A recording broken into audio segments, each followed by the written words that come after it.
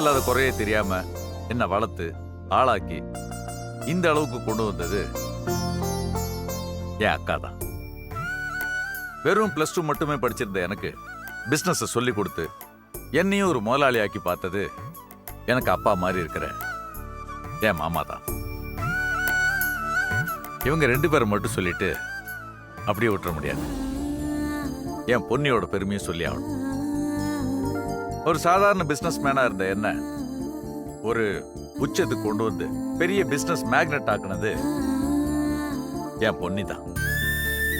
நான் ஒரு 10க்கு 10 இடத்துல துணி வியாபாரம் பண்ணிட்டு இருந்தேன். அப்போ என்னை எல்லாம் இளக்காரமா பார்த்தாங்க. சரியா படிக்காதவன்றதுனால பெரிய லெவலுக்கு வரமாட்டான்னு என்னை அவமானப்படுத்தி பேசினாங்க. ஏன் எங்க சொந்தக்காரங்க கூட எனக்கு பொண்ணு தர்றதுக்கு ரொம்ப யோசிச்சு கடைசியில முடியாதுன்னு சொல்லிட்டாங்க. அப்படி இருந்த என்ன என் மேல் நம்பிக்கை வச்சு, என் திறமை மேல் நம்பிக்கை வச்சு பொன்னி எனக்கு கல்யாணம் பண்ணி கொடுத்து, நான் வேணான்னு சொன்னாலும் எனக்கு சீதனம் கொடுத்தது பொன்னியோட அப்பா தான். அந்த சீதனத்தையே மூலதனமா வச்சு என் பிசினஸ்ல இந்த அளவுக்கு ஒரு ஆலமரமா வளர்ந்து நிக்கிறேன். என் பொன்னிக்கு பெருசா படிப்பு கிடையாது. 8வது வரைக்கும் தான் படிச்சிருக்கா. ஆனா யாருமே நம்ப மாட்டாங்க, அந்த அளவுக்கு அறிவாளி. இன்னும் சொல்ல போனா பிசினஸ்ல எனக்கு சந்தேகம் வரும்போது எனக்கு நல்ல ஐடியா எல்லாம் கொடுத்ததே என் பொன்னி தான். இது எல்லாத்தையும் தாண்டி என் பொன்னியோட குடும்ப பொறுப்பை சொல்லணும். 4 பிள்ளைங்களை பெத்து வளர்க்கறது எவ்வளவு சந்தோஷமான விஷயமோ அதை விட பெரிய விஷயம் 4 பேரையும் நல்லபடியா வளர்க்கறது. அதுக்கு பொறுப்போட சேர்ந்த பொறுமையும் வேணும். அந்த பொறுப்பும் பொறுமையும் என் பொன்னிக்கிட்ட கத்துக்க வேண்டிய விஷயம். பிள்ளைங்களை படிக்க வச்சு பொறுப்பா வளர்த்தது மட்டும் இல்ல, என்ன மாதிரியே எங்க அக்கா மாமா மேல அன்பு வச்சு அவங்கள தெய்வமா மதிச்சு இந்த குடும்பத்தையே ஒரு கோயிலாக்குனது என் பொன்னி தான். பொன்னி இல்லைன்னா நான் இல்லை. ஏன் பொன்னி இல்லைன்னா நாங்க யாருமே இல்லை. இந்த 25 வருஷ பெருமையும் என் பொன்னியோட அருமையால வந்தது.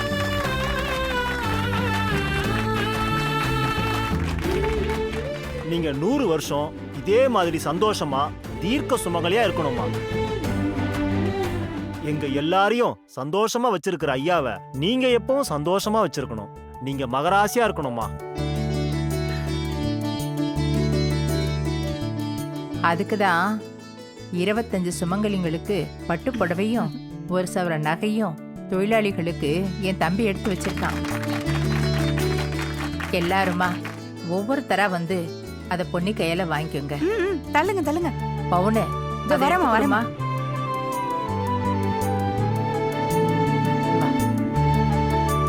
இந்தாங்கம்மா கொடுங்க. வாங்க.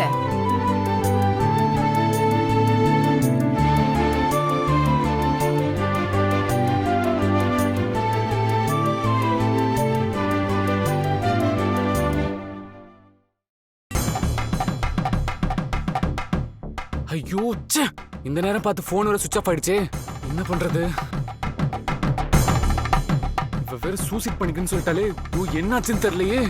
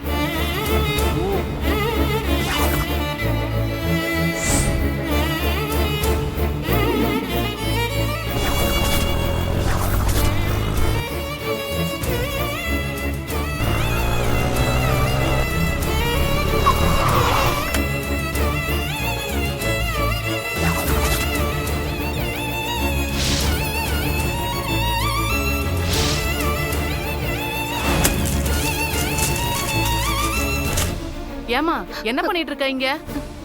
ரொம்ப நேரமா நின்னுட்டு இருக்க? ஒன்னும் இல்லைங்க, சும்மாதான். நானும் ரொம்ப நேரம் பாக்குறேன், இங்கே நிக்கிறேன். ஒன்னும் இல்லக்கா, நீங்க உங்க வேலையை பாருங்க. என்னமோ போமா.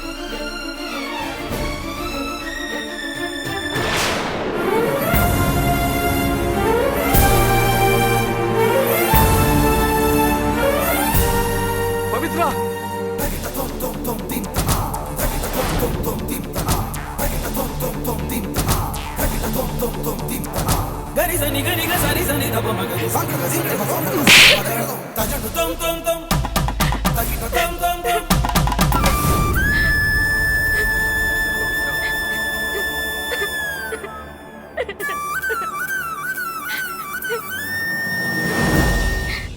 என்ன மாமா, சாப்பாடு நல்லா இருந்துச்சுல்ல? நல்லா இல்லாம எப்படி இருக்கும் ராஜா? உன் பசங்க குக்கு கோபால் சமையல் தான் வேணும்னு அடம் பிடிச்சல கூட்டு வந்தானுங்க. வந்தவங்க எல்லாம் நல்லா சந்தோஷமா சாப்பிட்டாங்களா? ஆமா எல்லாருமே சொன்னாங்க. அந்த கதையெல்லாம் இருக்கட்டும், நம்ம ஃபேமிலியா இருக்கும்போது நம்ம ஃபேமிலி விஷயத்தை பத்தி மட்டும் பேசுவோம். என்னடா ஃபேமிலி விஷயம் அப்படி என்ன இருக்கு? அத்த, உங்க கல்யாணத்தன்னைக்கு என்ன காமெடி நடந்துச்சுன்னு சொல்லுங்க. அது என்ன காமெடி? சொல்லுங்க சொல்லுங்க. அத நான் சொல்றேன். அத்தைக்கும் மாமாக்கும் கல்யாணம் நடந்த ராத்திரி மாமா ஃபர்ஸ்ட் நைட் ரூம்குள்ள போயிருக்காரு. அங்க பார்த்தா 5 வயசு பையன் கட்டில படுத்திருக்கான். மாமா அப்படியே பார்த்து ஷாக் ஆயிட்டாரு. சொந்தம் பந்தம்லாம் வந்து அந்த பையனை வெளியே தூக்கிட்டு போலான்னு முயற்சி பண்ணா அவன் வரவே மாட்டேன்னு ஒரே அடம் பிடிச்சிட்டான். நான் அக்கா கூட தான் தூங்குவேன்னு ஒரே அழுக வேற. சரின்னு வேற வழி இல்லாம நம்ம மாமா அவன் அவங்க அக்கா கூட படுத்துக்கிட்டோம், நான் வேணா வெளியில போய் படுத்துக்கிறேன்னு சொல்லி மாமா வெளியே போய் படுத்துக்கிட்டாரு. அந்த 5 வயசு பையன் யாருன்னு தெரியுமா? நம்ம அப்பா தான். அப்பா, மாமாவோட வாழ்க்கையில நீங்க எப்படிலாம் விளையாண்டுருக்கீங்கன்னு பாத்தீங்களா? 5 வயசுலயே நீங்க மாமாவுக்கு வில்லனா இருந்திருக்கீங்க. டேய், அக்கா கல்யாணம் ஆகும்போது எனக்கு அம்மா இல்ல, நான் அக்கா கூட தான் படுத்துக்குவேன். திடீர்னு என்ன வெளியே போய் படுக்க சொன்னா நான் எங்க போவேன்? பாவம் மாமா நீங்க. எல்லாருமே உத வாங்க போறீங்க பாருங்க. என்ன பேச்சு பேசிட்டு இருக்கீங்க? சும்மா இருக்க மாட்டீங்க? அவங்க எல்லாரும் சொல்றது வாஸ்தவம் தானே. கல்யாணம் பண்ணிக்க போறப்போ கூட ஒரு பையனை கூட்டிட்டு வந்தா எந்த மாப்பிள்ள ஒத்துப்பாங்க? ம். எங்க அண்ணியை ஏத்துக்கிட்டது மட்டும் இல்லாம அந்த பையனை அவங்க தம்பிய தன்னோட பையன் மாதிரி வளர்த்து பெரிய ஆளாக்கிருக்கீங்க. இவர் இன்னைக்கு வாழ்க்கையில இந்த அளவுக்கு உசந்திருக்காருன்னா அதுக்கு முழுக்க முழுக்க நீங்க தான் காரணம். இந்த பாரு பொண்ணு, இவனை வளர்த்து ஆளாக்குனது வேணா நானா இருக்கலாம். நான் தொழில் சொல்லி கொடுத்தேன், அவ்வளவுதான். ஆனா அவன் இந்த உயரத்துக்கு இன்னைக்கு வந்திருக்கான்னா அதுக்கு நிச்சயமா நீதாமா காரணம். சரியான வயசுல உன்னை கல்யாணம் பண்ணதுனாலதான் பெரிய லெவல்ல இன்னைக்கு ஒரு மல்டி மில்லியனரா உருவாக முடிஞ்சது. அதுக்கு முழுக்க முழுக்க உன்னோட பொறுப்புணர்வும் அனுசரிச்சு போற குணமும் தாமா காரணம். அண்ணே, நீங்க என்னதான் சொன்னாலும் அவரை வாழ்க்கையில இந்த அளவுக்கு கொண்டு வந்தது நீங்க தான். குழந்தை பாக்கியம் இல்லாம இருந்த எங்களுக்கு 4 குழந்தைங்களை பெத்து வளர்க்க வாய்ப்பு கொடுத்த பாரு, அதை நாங்க புண்ணியமா நினைக்கிறோம். ஒரே முறையில் நான் உனக்கு நாத்தனார் வேணும், ஆனா நீ என்ன உன் அம்மா ஸ்தானத்துல வச்சிருக்க பாரு. இப்பவும் நீ இந்த வீட்டுல அடி எடுத்து வச்சனாலதான் நாங்க மகாலட்சுமி வந்த நாளா கணக்குல வச்சிருக்கோம். அடடடடடடடா, நம்ம வீட்ல 5 வயசு பையன் யாரும் இல்லையே. ச்சே, இருந்திருந்தா இன்னைக்கு நைட் ஃபங்க்ஷன்ல அவனை அப்பா அம்மா ரூம்ல படுக்க வச்சிருக்கலாமே. சூப்பர் ஐடியாடா. ஐஃபை. அந்த மாதிரி ஒரு சின்ன பையன் மட்டும் இருந்திருந்தான்னு வையே, உன்னை பழிக்கு பழி வாங்கின மாதிரி ஆயிருக்கும் ராஜா. நீங்க வேற. என்ன 5 வயசு பையன்? எனக்கு புரியவே இல்லையே. ஏ வாண்டு, ஏய், அது ஒண்ணும் இல்ல. 5 வயசு பையன் இருந்திருந்தா கத்தி கலாட்டா பண்ணிருப்பான். இன்னைக்கு அப்படி பண்ண யாருமே இல்லைன்னு சொல்றோம். இல்லையே, ராத்திரி ஃபங்க்ஷன் சொன்னீங்களே, அது என்ன? ஏய், அது ஒண்ணு இல்ல லூசு. ராத்திரி எல்லாரும் ரவுண்டா உட்காந்து அந்தாக்ஷரி விளையாடலாம்னு சொன்னேன், அவ்வளவுதான். சரி, நீ என்ன பண்ணு, பவுனு கிட்ட சொல்லி எல்லாருக்கும் ஜூஸ் எடுத்துட்டு வர சொல்லு போ. என்கிட்ட எதையும் மறைக்கிறீங்க, கண்டுபிடிக்கிறேன். அடடடடடா, எவ்வளவு கூட்டம், எவ்வளவு கூட்டம், எவ்வளவு பேரு! பா, யாருன்னு பாக்குறது? வர்ற ஆளுங்களை பாக்குறதா இல்ல பொண்ணு கூடவே நிக்கிறதான்னு போயிடுச்சு. பொண்ணு என்னடானா நீ பக்கத்திலே இரு, வேற எங்கேயும் போயிடாதேன்னு சொல்றா. விசாலம்மா வந்திருக்க எல்லாரையும் ஒழுங்கா சாப்பிட வச்சு அனுப்பு, ஒருத்தர் கூட சாப்பிடாம போக கூடாது, நின்னு பார்த்து கவனிச்சு அனுப்புங்கிறாங்க. எனக்கு எதை பண்றது எதை விடுறதுன்னே தெரியல. மேலையும் கீழையும் நடந்து நடந்து என் கால் ஓஞ்சதுதான் மிச்சம். எனக்கு இன்னைக்கு ஒரு வேலையும் இல்ல. எல்லா ஜாமானையும் நேத்தே லிஸ்ட் போட்டு வாங்கிட்டதால காலையிலேந்து ஜாலியா இருந்தேன். ஏங்க எங்கேயும் போற வேலை தான் இல்லல்ல, இது உங்களுக்கு நேத்தே தெரியும் தானே. பேசாம நீங்க ஜம்முன்னு ஒரு பட்டு வேஷ்டி கட்டிட்டு வந்து உட்கார்ந்துருக்கலாம்ல. விநாயக ஐயா கூட கேட்டாரு, ஏன் இப்படி நாகப்ப இன்னைக்கு கூட யூனிஃபார்ம்ல வந்திருக்காருன்னு. ஐயாவும் சரி அம்மாவும் சரி என்ன ஒரு நாளும் டிரைவரா நடத்துனதில்ல. அவங்க குடும்பத்துல ஒருத்தரா தான் இருந்தேன். நம்ம பையனை கூட அவங்க பசங்க படிக்கிற ஸ்கூல்ல படிக்க வச்சுதான் அவனை ஆளாக்குனாங்க. அவங்க கம்பெனிலே அவனுக்கு ஒரு வேலையும் போட்டு கொடுத்துருக்காங்க. அவங்க இவ்வளவு பெருந்தன்மையா நம்மளை நடத்தும் போது நாம அவங்களுக்கு சமம்னு நினைச்சிடக்கூடாது பவுனு. நாம நம்ம இடம் தெரிஞ்சு நடந்தாதான் அது மரியாதையா இருக்கும். அம்மா, அப்பா சொல்றது சரிதான். பொன்னி அம்மா உனக்கு சைல்ட்ஹுட் ஃப்ரெண்டு, நீ எப்படி வேணா இருக்கலாமா. ஆனா நானும் அப்பா அப்படி இருந்தா யாருக்கா ஒருத்தலா தெரியும். இப்ப என்னையே எடுத்துக்கேன், அங்கிள் செந்தில்னு என் மேல ரொம்ப அன்பா தான் இருப்பாரு. ஆனா பாசுங்களை தாண்டி ஒரு ஸ்டெப் கூட நெருங்கி போக மாட்டேன். இங்க பாருங்க, நீங்க 2 பேரும் ஒரு விஷயத்த புரிஞ்சுக்கணும். பொன்னிக்கும் எனக்கான சிநேகிதம் இன்னைக்கு நேத்து சிநேகிதம் கிடையாது, 35 வருஷத்து சிநேகிதம். யாரு என்ன சொன்னாலும் பொன்னி நம்மள தப்பா புரிஞ்சுக்க மாட்டா. அதனால நீங்க எதையாவது நினைச்சு மனசு போட்டு குழப்பிக்காதீங்க, எப்பவும் போல இருங்க. அம்மா, பொன்னி அம்மாக்கு என்னம்மா திடீர்னு இப்படி ஆயிடுச்சு? அவங்க எப்பவுமே பயந்த சுபாவமா? சேச்சே, பொன்னிக்கு பயமா கிடையவே கிடையாது. அவளுக்கு பயம்னா என்னன்னே தெரியாது. சின்ன வயசுல ஓடுற பாம்ப கையில பிடிக்கிறவாவ. அப்புறமா திடீர்னு மயங்கி வந்துட்டாங்க? இல்லடா, அவளுக்கு வெடிச்சத்தோன்னா அலர்ஜி. காதை பொளக்குற மாதிரி பட்டாசு சத்தம் கேட்டாலே அவ மயங்கி விழுந்துருவா. அப்போ ஒருவேளை வேற ஏதாவது ப்ராப்ளம் இருக்குமாமா? சேச்சே, அதெல்லாம் ஒண்ணும் இல்லடா. எல்லா டாக்டரையும் பார்த்தாச்சு, அதெல்லாம் ஒண்ணு இல்லைன்னு சொல்லிட்டாங்க. உன் மனசுல இருக்க ரகசியத்தை இன்னைக்காவது எல்லாரும் முன்னாடி உடைச்சு சொல்லிடக்கூடாதான்னு அவகிட்ட கேட்டேன். ஆனா அவ முடியவே முடியாதுன்னு சொல்லிட்டா. பவுனு, நீ எதுக்கு அதெல்லாம் சொல்ற? அந்த ரகசியத்தை சொல்ல மாட்டேன்னு சொல்லி அவங்க மட்டுமா சத்தியம் பண்ணிருக்காங்க? நீயும் தான் சத்தியம் பண்ணிருக்க. அதுக்காக எத்தனை வருஷம் தாங்க அதை மூடி மறைச்சிட்டு இருக்கிறது? அதுவே அவளுக்கு பாதி உடம்ப கெடுத்துருது. பவுனம்மா, சரி சரி, ஐஸ்வர்யா வரா, நீங்க எதுவும் பேசாம இருங்க. பவுனம்மா, வா ஐஸ்வர்யா. என்ன ஐஷோ? மா, தேங்க் யூ சோ மச் மா. இன்னைக்கு ஃபங்க்ஷனை நீங்க அசத்திட்டீங்க. நீங்க இல்லாம இப்படி ஒரு ஃபங்க்ஷனை பண்ணிருக்கவே முடியாதுமா. ஏய், நீங்க 4 பேரும் சேர்ந்து ஏதோ ஏற்பாடு பண்ணீங்க, நான் உங்களுக்கு ஒத்தாசை பண்ணேன், அவ்வளவுதான். அம்மா, இந்த ஃபங்க்ஷன் இன்னும் முடிஞ்சிரல. பின்ன இன்னொரு விஷயம் பாக்கி இருக்கு. அதுக்கும் நீங்க தான் ஹெல்ப் பண்ணணும். நானா என்ன பண்ணணும்? இந்தாங்க, இந்த லிஸ்ட்ல இருக்கிறத நீங்களும் அங்கிளும் போய் வாங்கிட்டு வந்துருங்க.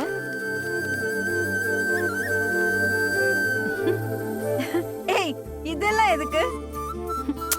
இங்க வாங்க. என்னடி இது, இந்த ஏற்பாடுலாம் வேற இருக்கா? சரி சரி, நீ போய் வேலையை பாரு, நான் போய் வாங்கிட்டு வரேன்.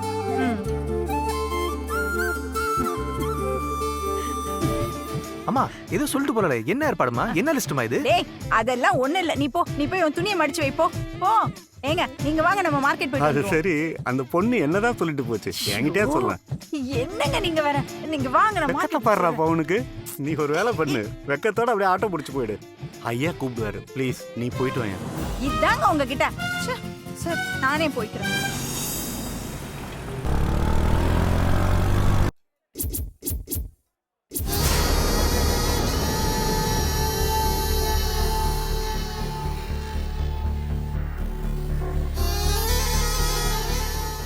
சாரி.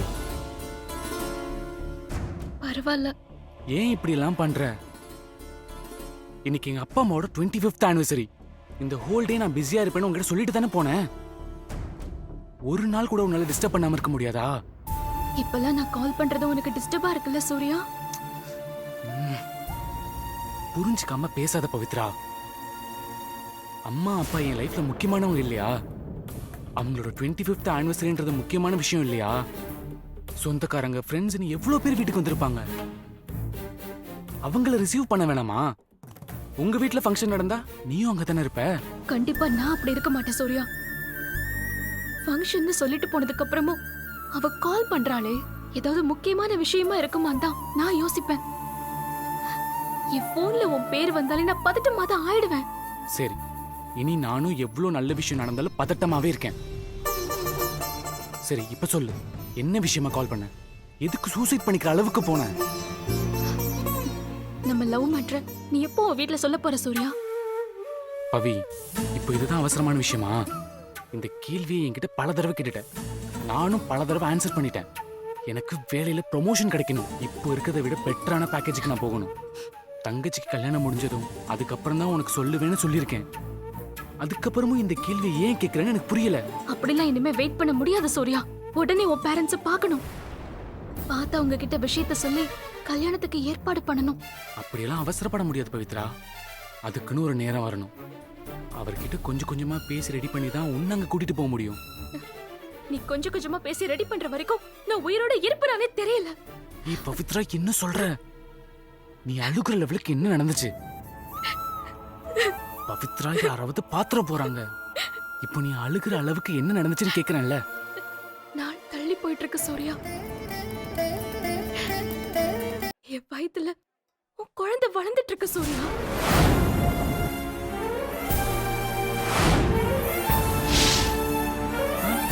பவித்ரா, என்ன சொல்ற? பயமா இருக்குல்ல சூர்யா? உனக்கு பதட்டமா இருக்குல்ல? இங்க பாரு, உனக்கே இவ்ளோ பதட்டமா இருக்குன்னா எனக்கு எப்படி இருக்கும்? எத்தனை எத்தனை எத்தனை நாள் தள்ளி போயிருக்கு பவித்ரா? 20 நாள் இருக்கும். இன்னைக்கு ஆபீஸ்ல இருக்கும்போது ரொம்ப கிட்டினஸா இருந்துச்சு. அப்பதான் எனக்கு இந்த டவுட்டே வந்துச்சு. ஆபீஸ்க்கு பக்கத்துல ஒரு கைனகாலஜிஸ்ட் இருக்காங்க. நான் அவங்கள போய் பார்த்தேன். அவங்க கங்க்ராச்சுலேஷன்ஸ், நீங்க கன்சீவா இருக்கீங்கன்னு சொல்றாங்க. இப்போ நான் என்ன பண்ண பவித்ரா? என்ன சூர்யா இப்படி கேக்குற? இனிமே நடக்கிறது நடக்கட்டும்னு நம்ம வேடிக்கை பார்த்துட்டு இருக்க முடியாது. சீக்கிரமா பேரண்ட்ஸ் கிட்ட சொல்லி கல்யாணத்துக்கு ஏற்பாடு பண்ணணும். இல்லைன்னா 2 குடும்பத்துக்குமே அசிங்கமாயிடும் சூர்யா. எங்க வீட்ல எல்லாம் என்ன கொன்னே போட்டுருவாங்க சூர்யா. சரி, கிளம்பு போலாம். எங்க சூர்யா? உங்க வீட்டுக்கா? உங்க வீட்டுக்கு தான் போறோம் பவித்ரா. இன்னைக்கு எங்க வீட்ல ஃபங்க்ஷன் போயிட்டு இருக்கு. அவங்க இப்போ என்ன தேடிக்கிட்டு இருப்பாங்க. அவங்க கிட்ட போய் இதை சொல்ல முடியாது. இதை கொஞ்சம் பொறுமையா தான் ஹேண்டில் பண்ணணும். என்ன பண்ணலான்னு நாளைக்கு முடிவு பண்ணலாம். நாளைக்கு பார்க்கலான்னு சொன்னேன். நாளைக்குன்றது ரொம்ப நாள் இல்ல, புரிஞ்சுதா? என்ன மாமா, நல்லா இருக்கீங்களா? நல்லா இருக்கேன்டிமா.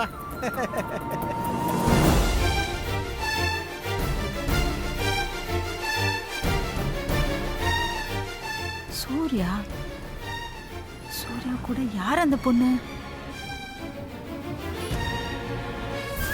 பவித்ரா, நடந்தது எதையுமே அன்டூ பண்ண முடியாது. எதுனாலும் ஃபேஸ் பண்ணி தான் ஆகணும். நான் ஃபேஸ் பண்றதுக்கு தயாரா இருக்கேன். எனக்கு ஒரே ஒரு நாள் டைம் கொடுன்னு மட்டும் தானே கேக்குறேன். ப்ளீஸ் புரிஞ்சுக்கோ.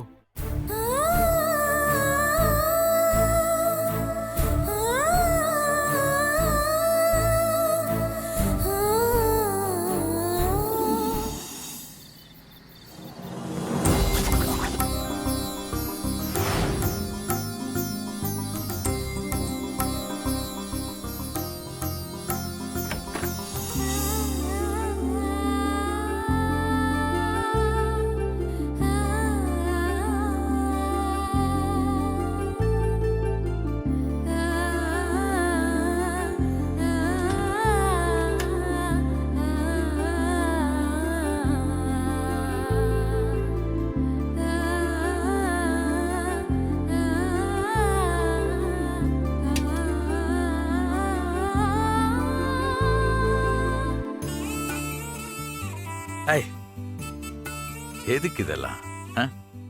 உக்கார்.